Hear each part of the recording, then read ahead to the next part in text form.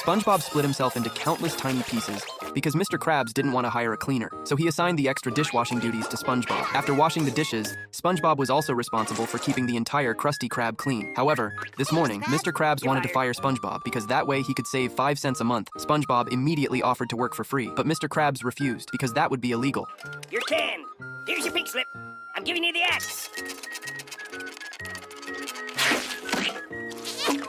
You're fired. No, not that! Anything but that! And just like that, SpongeBob was truly out of a job. The next day, he looked like he'd aged decades. His eyes were vacant, and he had no energy. He couldn't even muster the interest to prank Squidward. Patrick couldn't stand it and invited him to try a day as an unemployed. First, they stuck to a rock and took a second-round nap. By noon, Patrick suggested they go to Sandy's house for lunch. Sandy was shocked to see SpongeBob's condition. SpongeBob, you're a mess! You're falling apart! She urged SpongeBob to pull himself together as soon as possible. SpongeBob also realized that this kind of life wasn't for him, so he decided to look for a job again. First stop, SpongeBob went to a hot dog stand to apply for a job. Although the place was dirty and messy, he managed to get hired. The job was actually quite simple. All he had to do was put the cooked sausages into the buns. But SpongeBob still felt something was missing. Hey, where are those weenies? Your weenies, sir. What in the name of Davy Jones's gym shorts are these? They're weenie patties! What are you, some kind of nut?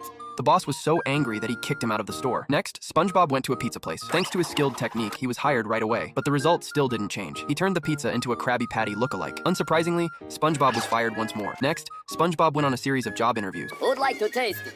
I'll give it a go. You're fired. You're fired! And take your noodle patty with you! No matter what food he made, it always ended up as a Krabby Patty. When he got home, he had been hungry all day. He had no choice but to cook something himself to fill his stomach. Unexpectedly, his homemade food turned out to be a huge hit. Gary and Patrick were both eating with great delight. Just then, a frantic knock suddenly sounded at the door. As soon as SpongeBob opened the door, he was immediately grabbed by 2 burly men. It turned out to be the owner of the sausage shop, because customers really liked his improved creations. But things were far from that simple. The pizza shop owner soon arrived on the scene as well. I have something to free you. Pizza sauce?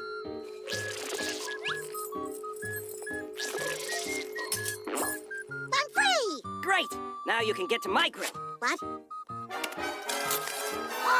One after another, more and more shop owners joined the fray. The entire scene instantly descended into chaos. Just at that critical moment, a crab burger warrior suddenly appeared. His movements were crisp and precise. In just a few moves, he easily drove everyone back, and this person was none other than Squidward in disguise. Ever since SpongeBob left, Krabby Patty has been in complete disarray. Mr. Krabs regretted his decision. He personally apologized to SpongeBob and begged him to come back to work. After hearing